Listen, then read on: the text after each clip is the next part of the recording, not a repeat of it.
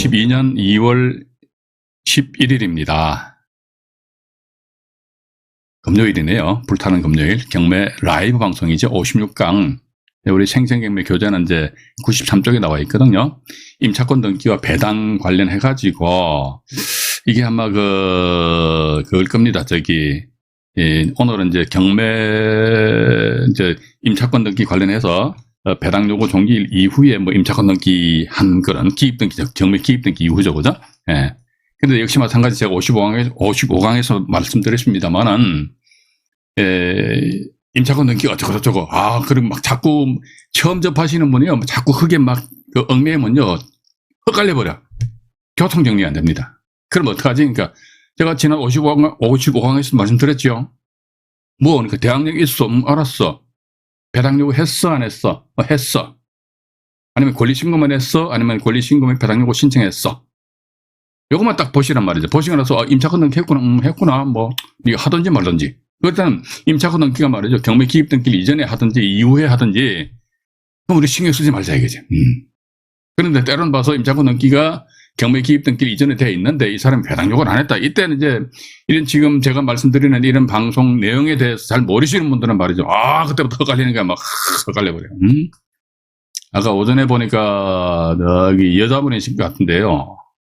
저한테 전화 상담을 하시더라도 예의를 갖춰야 될 것 같습니다. 안녕하십니까 하고요. 그냥 유튜브에서 봤습니다 하면서 이게 상담 신청하면 되는데 디렉터 그냥 갑자기 전화 받더니 저는 항상 전화 받으면 안종현입니다. 제가 이름 밝혀요. 그런데 하자 말자. 야 근데 있잖아요. 하나 물어볼게요. 제가 저한테 몇 개 넣은 게 있습니까? 뭐 있습니까? 그죠? 예. 자 어쨌든 보셔가지고 우리가 투자 관점에 있어서 봐가지고는 이게 제가 항상 말씀드립니다만은 논문 쓰는 게 절대 아니에요. 논문 쓰는 게. 그죠? 돈 버는 게 목적이죠. 논문 쓰는 게 목적이 아니잖아요. 그죠? 잠깐만요. 조명이 꺼져버렸네요. 네. 네. 자, 이러다 보니까 이제 다시 말씀드립니다만 경매 기입 등기를 이전이냐 이후냐. 이런 부분에 있어서 이제 기본적으로 이제 감을 잡아 놓으신다면은 큰 문제는 없지 않겠느냐. 그 다음에 낙찰 받는 게 문제인데 낙찰 이게 못 받아요. 요즘. 낙찰 받기 어렵습니다. 그러니까 왜냐면 오늘도 제가 인천지방법원에 경매 진행된 건데 아파트인데요. 1차 매각기일 날이었습니다. 오늘이. 근데 1차 매각기일인데 최대 매각 금액이 2억 5천만 원이에요. 2억 5천만 원인데요. 얼마에 낙찰되는지 압니까? 요즘 뉴스 보니까 이제 아파트 경매 공매 시장도 시들었단 말이지. 이게 그렇게 그 뉴스 믿지 마십시오. 이게 인천건 같은 거 보니까 오늘 2억 5천만 원짜리가 말이죠. 3억 5천만 원에 낙찰됐어요. 몇 명이 들어왔는데 19명이 들어왔다니까요. 낙찰 가율로 따지면 140%거든요. 물론 그렇습니다. 이런 경우 2억 5천만 원으로 평가했다 그러면 이 가격에 대한 시점이 지금 현재 2022년 2월 달이란 말이죠. 만약에 2018년, 2019년도 아주 지금으로 한 3, 4년 전이다 그러면 당연히 입찰 참여를 하셔야겠죠. 그래서 우리는 단지 뉴스상에서 막 떠들잖아요. 요즘 말이죠. 이제, 몇 프로가 떨어졌다는 등, 그게 어떤 절대적인 어떤 기준이 되지는 못한다는 것이죠. 그때가 다 틀리다만, 다 틀린데 그걸 어떻게 우리는 단지 뉴스 보고, 몸을 추스린다. 그거는 좀 문제가 있다 저는 그렇게 보고 있습니다. 일단 보시면서요. 오늘 보니 임차권 등기 관련해가지고 요 자료를 하나씩 보여드릴게요. 오늘 임차권 등기를 이제 마지막으로 끝내버리려고 합니다. 너무 착하니까 질질 끌리니까 제가 지쳐버려요. 그래서 경매 기입 등기 이후에 임차권 등기한 경우 해가지고 요 관련된 케이스가 있습니다. 그 사례를 제가 여러분들한테 오늘 방송 시간에 경보지를 일일이 보여드리도록 하겠습니다. 보니까 배당 종기일 이전에 임차권 등기하고 권리신고한 경우 요건 제가 나중에 다시 한 번 더 화면을 보여드립니다. 두 번째 보니까 배당 종기일 이후에 권리신고한 요거 참 얄미워요. 이게 그것도 대항력 없는 임차인 같으면 괜찮은데 대항력 있는 임차인이라면 그죠? 대항력 있는 임차인인데 이게 배당 요구 종기일 그 이후에 그것도 권리신고만 탈락해버려 아주 그냥 깃방망이를 한 대 때리기도 하고 아주 얄미워. 근데 이런 부분에서 뭣도 모르고 들어갔다가 나중에 우악 해서 눈탱이 밤탱이 돼버린다니까. 지금 현재 경매 시장에 있어서도 보면은 눈탱이 밤탱이 되는 사람도 있다 없다 있어요. 지금도 봐가지고. 왜 그런 사람들이 왜 나타나는지 압니까? 안종현 경매 TV에 이런 라이브 방송을 안 들어서 그래. 왜 안 듣냐니까. 공부하기 싫으니까. 그죠? 공부는 하기 싫고 맨날 제가 이야기하는 멘트, 내용이잖아요. 공부는 하기 싫고, 뭐다, 돈은 벌고 자꾸 말이지. 그런 말이지. 양심에 틀난 그런 생각 가진 사람들이 있다니까요. 그러니까 당연히 그냥 막, 뭣도 모르고, 들어갔다, 쌍꺼풀 터져버리고. 대뻑하면 이야기하죠. 특히 나이 드신 남자분들 경매 투자 잘 하셔야 됩니다. 자칫 잘못하면요, 황혼, 이혼 당합니다. 진짜입니다. 이게 악담하는 게 아닙니다. 제가 그런 분들 몇 번 봤어요. 제 카페에서. 보고 실제 여기 방송을 진행하고 있는 이 사무실입니다. 제 사무실인데 여기에서 제가 그분들하고 경매 상담한 것이 아니고 인생 상담을 했다니까. 참네. 별걸 다 하고 앉아있어요. 이거 어쩌면 좋고 저도 황당하다니까. 그죠? 그래서 이게 뭔가 이게 머릿속에 꽉 이렇게 입력을 많이 해놓으십시오. 여러분들의 인생을 위한 거란 말이죠. 그죠? 하실 수가 있다니까요. 조금만 신경 쓰면 된다니까요. 돌아서면 잊어먹으면 또 하면 되지 뭐. 그죠? 유튜브 라이브 방송뿐만 아니라 다른 유튜브 상에도 그 영상물 보니까 뭐 좋은 영상물도 많이 있습니다. 여러분들의 어떤 성의가 문제란 말이지. 예. 여기 지금 맨날 돌아다니시면서 저 영상을 보시라니까요. 돈 달라 소리 하는 것도 아니잖아요. 그죠? 보시면 된다는 것이죠. 오늘 하방일자가 2022년 2월 11일이고요. 그 다음에 오늘 참 역사적인 날이니까 20대 대통령인가요? 대통령 2차 토론 날짜입니다. 그죠? 일단 그렇게 말씀드리고 3번에 배당 종결 이전에 배당 신청, 4번에 아예 배당 신청을 안 한 이런 케이스가 있어요. 이 사례를 제가 이제 여러분들한테 조금 보여드리면서 말씀드리겠습니다. 제가 왜 이렇게 빨리빨리 넘기냐니까 이거보다 더 중요한 게 뒤에 딱 숨어있기 때문에 빨리빨리 넘기는 거예요. 자, 어떤 거냐 그러니까 요겁니다. 창원지방법원이에요. 2024학년에 10만 3,050호 경매 사건 전개도 뭐 이렇게 나와서 뭐 참 거창하죠. 그죠? 무슨 전개도래 도대체 뭐야 해가지고 짠 보죠. 보시니까 여기 보시면은 이 물건 같은 게 공모시가 지금부터 제가 찬찬히 말씀드립니다. 제가 화면을 잠깐만 화면을 좀 줄일게요. 잠깐만요. 잠깐만 기다리십시오. 네. 이걸 싹 줄여버리고요. 네, 됐습니다. 네. 여기 보시게 되면 이제 공모시라는 분이 계시는데 전입 및 확정일자를 제일 먼저 받으셨어요. 전세 월세가 아니고 월세였습니다. 8,500만 원에 월세 10만 원이었습니다. 네, 그 다음에 이분이 전입신고하고 확정일자 받은 그 이후에 저당권 설정되고 그 뒤에 저당권이 2건인가 요거 말고 또 한 건 더 설정되고 압류 가압류 막 들어와 있더라고. 이런 상태에서 보니까 이 저당권이나 압류 가압류 이런 게 있음으로 인해 가지고 이분이 임대차 계약 기간이 끝났는데 이런 권리들 때문에 방이 안 빠질 거 아닙니까? 그죠? 집주인은 또 나몰라라 해버리니까 이분이 아마 열받아가지고 말이지 집주인을 상대로 해서 전세금 반환 청구 소송에 의한 판결문 가지고 강제금이 신청했어요. 근데 밑에 보면 사건 번호 나와 있죠. 그죠? 아니 위에 사건 번호 2024경인데 밑에 이건 뭐야? 17타경. 선행 이건 뭐야? 이게요. 1차 경매 사건, 2차 경매 사건, 선행 경매 사건, 후행 경매 사건. 예. 요거 우리 이게 있지 않습니까? 이게? 그 소위 이제 대항력인 내림차인 보증금 안 주는 방법이 있습니다. 안 주면 된다. 지난 시간에 말씀 안 드렸습니까? 안 주는 게 아니라 주머니에서 돈이 없으니까 못 주는 거지요. 자, 근데 이분 같은 경우는 분명히 대항력이 있어요. 주택 같은 경우는 월세액은 신경 안 씁니다. 상가 같은 경우는 이제 보증금 플러스 월세 곱하기 100 이렇게 해가지고 금액을 환산을 하는데 주택은 환산 안 합니다. 월세 떼버려. 그럼 보증금 8,500만 원 요것만 가지고 때론 봐서 이 사람이 최우선 면제 대상이 되느냐 안 되느냐 이것도 따진다는 것이죠. 그런데 이 물건의 1차 감정 가격이 9,800만 원이었어요. 근데 이게 무슨 사연인지는 모르겠지만 이 사건이 말이죠. 2017타 이것도 보여드릴게요. 제가 2017타경에 11,946호 선행경매 사건에 있어가지고 유한회사에서 이 물건 낙찰 받았어요. 얼마에 낙찰 받았는데 411만 원에 낙찰 받았습니다. 이게 몇 사기일인데 16차 매각기일이 우와 대단하죠. 그죠? 근데 이게 현재 이 사건이 이제 경매 진행 중에 있어요. 이 경매 진행 중에 있으니까 2017타경이니까 최소한도 2017년도에 경매 사건 요이 땅 한 거 아닙니까? 그죠? 2020년도 이제 경매 2차로 기입 등기 됐단 말이에요. 현재 경매 진행이 나와 있다는 것이지요. 자, 그렇다면 봐가지고 보십시오. 411만 원에 낙찰을 받았다 치자 이게죠. 죄송합니다. 경매 비용 이것저것 다 떼고 나서 아마 한 돈 100만 원 정도 이번에 배당 받은 것 같아요. 그럼 얼마입니까? 나머지는 8,400만 원은 자기 전세 보증금 못 받았잖아요. 그럼 8,400만 원에 대해서는 이 유한회사에서 줘야 되는데 안 줬던 모양이라. 안 준 건지 못 준 건지 모르겠어요. 어쨌든. 제가 두 눈으로 확인 안 했기 때문에, 안 줬다 이거죠. 자, 여기까지 이해를 하셔야 됩니다. 일단, 공모 씨 같은 경우는 대항력 있는 임차인입니다. 대항력 있는 임차인인데, 이분이 강제임을 신청했다는 것이죠. 자, 대항력 있는 임차인이 강제임을 신청했다. 강제임을 신청했다. 이때는 뭐, 이 사람 같은 경우는 우리 뭐, 지난 영상, 다른 영상물에서도 공부했습니다만은, 임차인이 강제임을 신청했다. 이것은 배당 요구 항구서로 본다. 이렇게 나와 있지 않습니까? 이것도 제가 대법원 판결 사건 번호를 요 다음 페이지 일목요연하게 정리를 해놨기 때문에 참조하시기 바랍니다. 어쨌든 411만 원에 낙찰이 되었다 하더라. 그럼 또 이제 그 다음 사건이 또 어떻게 생겨났느냐? 가지고 짠 넘어가죠.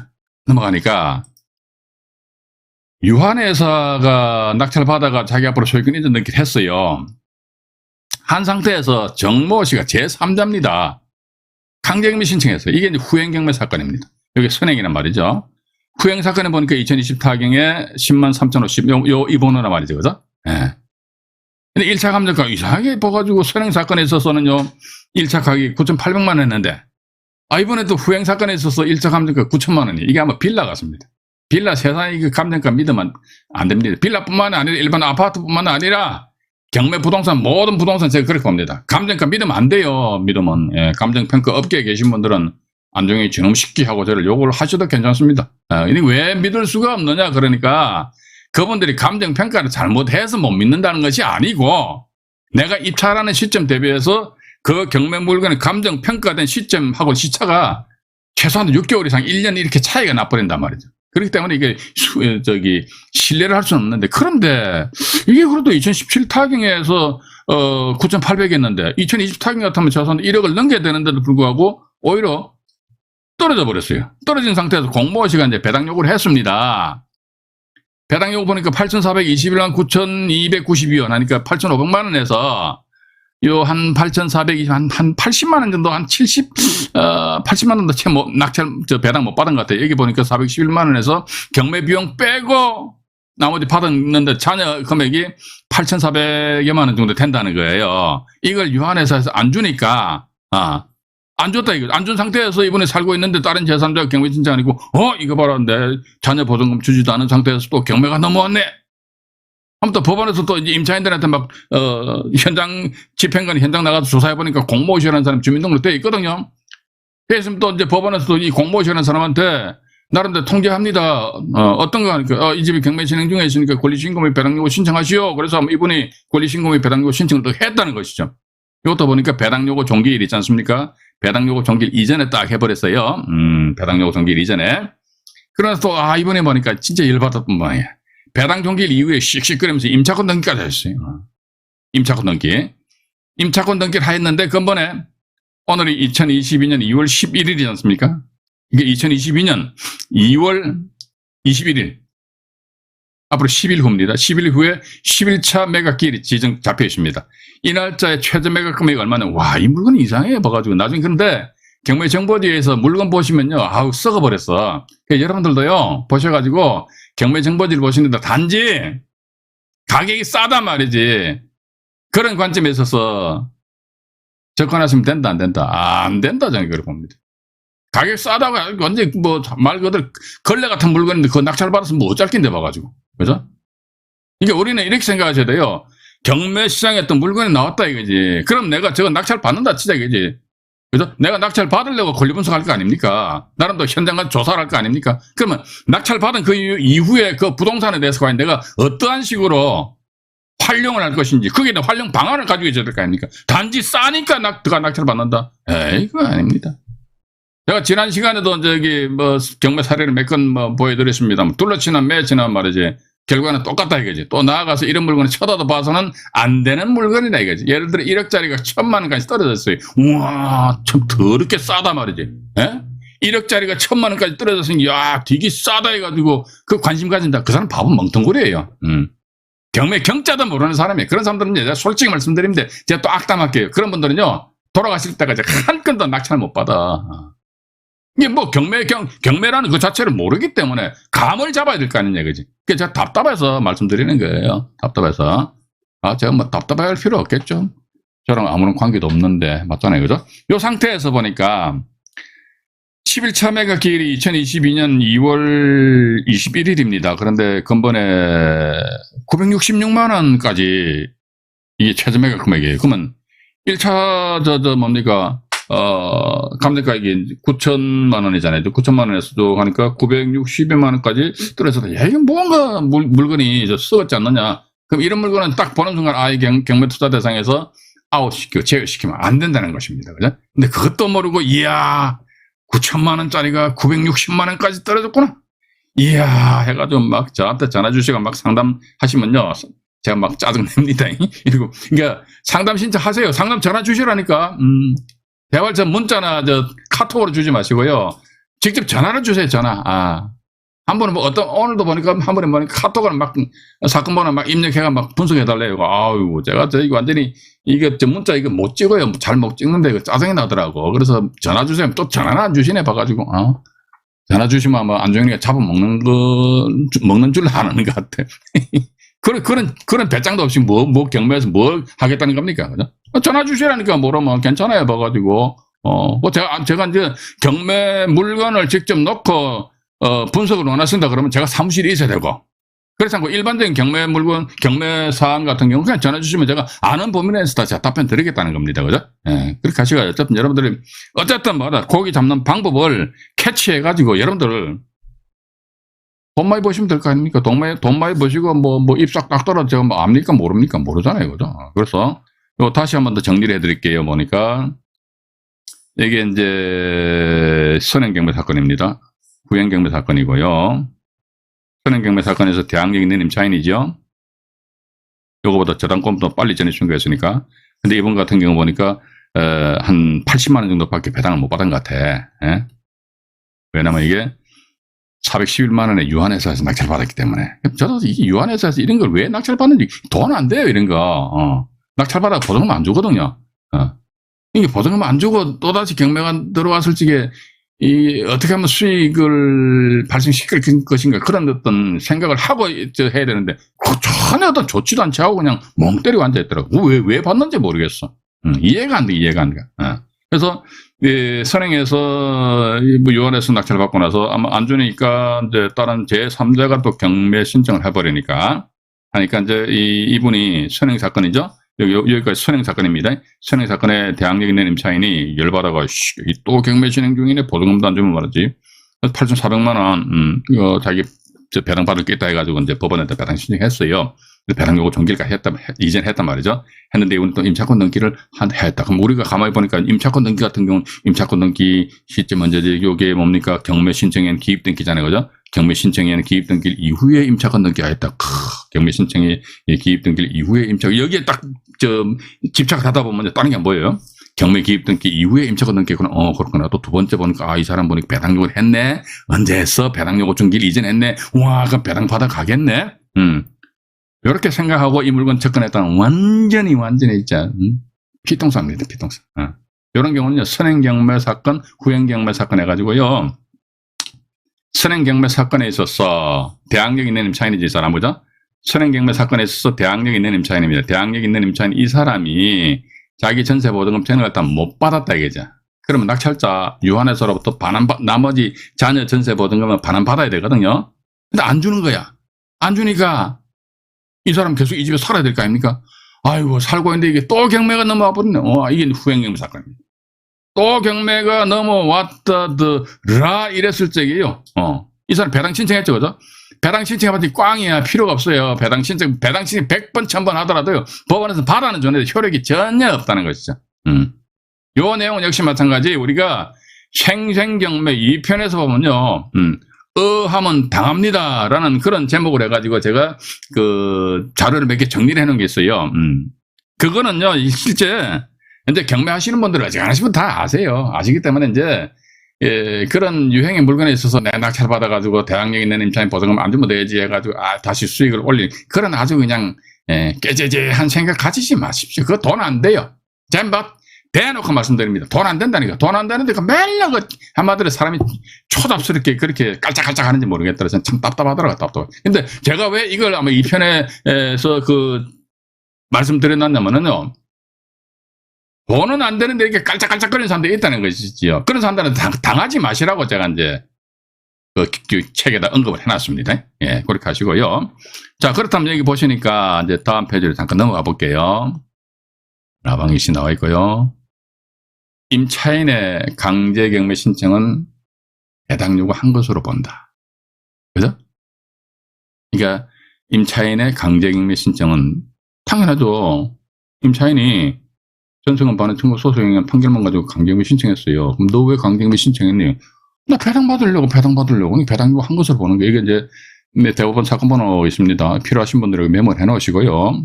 또 이제 두 번째 보니까 임차인의 배당 요구입니다. 여기 보니까 연결됩니다. 강제경매는 배당 요구한 것으로 본다. 임차인의 배당 요구는 계약 해지의 의사표시다. 그죠? 1은 2고 2는 3이다. 이런 식으로 연결되잖아요. 강제경매는 배당 요구한 것으로 보고 배당 요구한 것은 계약 해지의 의사표시다. 이거지. 이 관련된 대부분 사건번호 제가 명기를 해놨습니다. 해놓고요. 또 이제 하나 더 보여드릴게요. 이게 이제 요겁니다. 선행이죠. 선행 1차입니다. 경매 사건에서 대항력 있는 임차인이 배당 신청을 하였다면 아까 보니까 이분 같은 경우는 어쨌든 한 80만 원 정도 배당 받았잖아요. 그죠? 배당 받은 거야 봐가지고. 배당 받았다는 건 뭐죠? 이 사람 배당 신청했다는 거 아닙니까? 일단 배당 신청하였다면은 자, 이걸 잘 이해하셔야 됩니다. 임차인이 권리신고 및 배당 요구 신청했다는 것은 자기는 배당 절차에 참여해가지고 배당 받을 의사잖아요. 그죠? 예. 배당 신청 하여튼 그 배당 받을 의사다. 그러니까 우선 변제. 예. 여기 우선 변제권, 권자가 빠져버렸네. 우선 변제권이 상실되었는데, 왜냐면 이거 이 변제라는 게 뭐죠? 변제라는 것이 배당 받는 거 아닙니까? 그죠? 그러니까 일단 이 사람이 1차 사건에 있어서 법원에다 배당 신청해버렸어요. 배당 신청했다는 것은 뭐다 봐가지고, 여기 보십시오. 배당 요구는 계약 해지의 의사표시야. 나는 이제 이 집에서 땡 하는데 끝날 거야. 나 머리 아파. 이 집에 안 살 거야. 임차인의 배당 요구는 계약 해지의 의사표시다. 자, 그럼 계약 해지의 의사표시면 그 다음에 그 사건에 또다시 2차로 넘어간다 했을 때 이 사람 임차인의 지위는 아니거든요. 요거 이해 잘 하셔야 됩니다. 그러니까 계약 해지의 의사표시야. 계약 해지의 의사표시가 뭡니까? 나 이제 더 이상 임차인의 지위를 안 가질 거야. 그러면 우리 경매 사건에 있어가지고 임차인이 배당 절차에 참여할 수 있다는 것은 그 사람이 진정한 임차인의 지위를 가져야 된다는 거 아닙니까? 임차인의 지위를 가진다는 게 뭐죠? 그 사람은 이해관계인의 지위를 가지는 거 아닙니까? 이해관계인의 지위를 가져야지만 그 사람이 배당 절차에 참여할 수 있는 거 아닙니까? 저 집이 경매 진행 중인데 말이지. 맨날 제가 하는 말씀입니다만은 지나가는 사람 붙잡고 여봐, 저 집 경매 진행 중이니까 당신 법원 가서 배당 신청해봐봐. 지나가는 사람 이해관계인입니까? 아닙니까? 아니잖아요, 봐가지고. 근데 보니까 이 사람은 이제 임차인이 배당 요구는 뭐다? 계약 해지 의사표시요. 난 이제 임차인이 안 할 거야. 자기가 임차인 안 하겠대요. 난 단지 밖으로 나가겠다는 것이죠. 보니까 임차인이 배당 요구했죠, 그죠? 배당 요구했다는 것은 이제 임차인의 지위를 가지지 못한단 말이지. 임차인의 지위를 가지지 못하기 때문에 우선 변제권이 상실된다. 우선 변제권이 상실된다는 것은 뭐 배당 절차에 참여하지 못한다는 것이죠, 그죠? 그래가지고 후행 사건에서 배당을 받지 못하나 대항력은 소멸되지 않기에 후행 사건의 낙찰자에게 보증금액의 반환을 요청할 수 있다. 여기도 대부분 사건번호입니다. 요 대항력 여기에서 조금 이제 이해가 안 가시는 분들은 또 이제 밑에 또 주택임대차 보호법 조문이 하나 나와요. 그걸 제가 한번 또 보여드릴게요. 여기 보시게 되면 이제 주택임대차 보호법 제3조 제4항이잖아요. 주택양수인은 임대인의 지위를 승계한대요. 자, 그러면 여기서 우리가 일반적인 그 임대차 계약 같은 게 주택 양수인이다, 임대인이다, 임차인이다 그런데 우리 경매를 접목시키게 되면요, 임대인은요 전 소유자입니다. 전 소유자. 그죠? 주택 양수인은 뭡니까? 낙찰자다, 낙찰자. 맞잖아요. 이 점 전 소유자입니다. 따라서 우리가 통상적으로 부동산 중개업소에서 이제 주택이나 아니면 빌라, 아파트 이런 걸 이제 매매를 하는데 거기에 보니까 임차인이 있거든요. 임차인이 있을 경우는 뭐다? 주택 양수인이죠. 집을 사는 사람은 어떡합니까? 임차인의 보증금액을 끌어안고 사는 거 아닙니까? 그죠? 예를 들어가지고, 그, 집주인이 10억에 이 물건 내놨어요. 부동산 중개업소에다가. 근데 이 집 보니까 임차인이 7억에 전세를 살고 있다 이거죠. 그러면 이 집을 사는 사람은 어떻게? 3억만 주고 집을 사면 되잖아요. 그죠? 그럼 나머지 7억은 뭐다 이게? 이것은 매수인이, 예? 주택 양수인이 매수인이잖아요. 그죠? 이 사람이 끌어안는 거야. 이게 뭐냐면 그 근거 조항이 뭐죠? 이게 주택임대차 보호법 제3조 제4항에 나와 있다는 것이죠. 이게 주택 양수인은 그러니까 이것도 이제 낙찰자가 되지만 매수인이 될 거 아닙니까? 임대인은 뭡니까? 매도인인데 매도인. 임대인이 소유자니까 여기 지위는 뭡니까? 지위라는 것은요. 이 사람의 즉 임대인의 지위하니까 소유자의 지위. 예. 이게 전 소유자의 지위는 뭐냐? 이 사람은 그 부동산에 대한 권리와 의무를 같이 가지고 있잖아요. 그죠? 권리는 뭡니까? 나는 이 집은 이게 내 거니까 내가 내 마음대로 사용하고 내가 이걸 누구한테 전세를 내가 수익을 취하고 아니면 내가 이걸 내가 내 거니까 내가 팔아먹을 수도 있고 사용 수익 처분할 수 있는 그죠? 사용하고 수익하고 처분할 수 있는 그런 권능이 있잖아요. 그죠? 근데 의무는 뭐다? 예를 들자면 임대차 계약 체결했습니다. 그럼 임대차 계약 기간이 끝났습니다. 그럼 임대차 계약 기간이 끝나면 집주인은 임차인한테 보증금을 반환해 주어야 될 채무 의무를 부담하지 않습니까? 이는 자 보증금입니다. 보증금에 대한 반환 의무를 부담한다는 것이죠. 근데 이게 지위는 뭐다? 권리와 의무가 다 포함되어 있는데 거기에 보면 의무중에 보면 보증금에 대한 반환 의무가 있다는 것이죠. 따라서 주택 양수인은 우리가 이제 일반 주택 매매를 보자 이거죠. 매수인이죠. 매도인의 지위를 승계한다. 그렇기 때문에 이 물건 집을 일반 매매에서 샀다 그러면요. 매수인은 임차인의 보증금 반환 의무까지도 승계하기 때문에 따라서 이 차액인 3억만 주면 된다는 것이죠. 이게 이제 경매로 이제 우리가 접목을 하게 되면요. 임대인은 전소유자고 주택 양수인은 낙찰자입니다. 이러한 경우 말이죠. 다시 한 번 더 제가 이제 앞으로 넘어가가지고 여러분들한테 잠깐 보여드릴게요. 이거 다시 앞으로 이제 넘어갑니다. 이거 보시니까. 여기에서 보시게 되면 이제 이분 같은 경우 어쨌든 전세보증금 8,500만 원에서 8,421만 9,292원을 배당받은 이게 아마 반환받지 못했던 모양입니다. 이 상태에서 이분 같은 경우 어떻게 보면 이제 낙찰자이면서 그죠? 낙찰자이면서 임대인의 지위를 가지잖아요. 임대인의 지위를 가지면서 또 뭡니까? 매도자 그죠? 매도자가 되는 거예요. 예? 근데 이게 또 이 정모 씨라는 분이 또 강제경매 신청했다는 것이죠. 그죠? 강제경매 신청하자마자 11차 매각 기일 날, 예? 11차 매각 기일 날 해가지고 이걸 누가 낙찰받았다 할까요? 대찬인생님이 낙찰받았다 할까요? 이게? 예. 대찬인생 이 양반은 이 낙찰받으면 안 된다. 대찬인생님 아마 이런 거 낙찰받지도 않을까요? 이제? 만약 낙찰받았다 이게. 와, 얼마에 받았어? 966만 원이니까 1,000만 원에 1,000만 원에 써서 내 낙찰을 받았어. 1,000만 원에. 예. 1,000만 원에 딱 써서 낙찰 받았습니다. 1,000만 원에 써서 낙찰 받았는데 실질적으로 보면 공모 시설은 뭐다?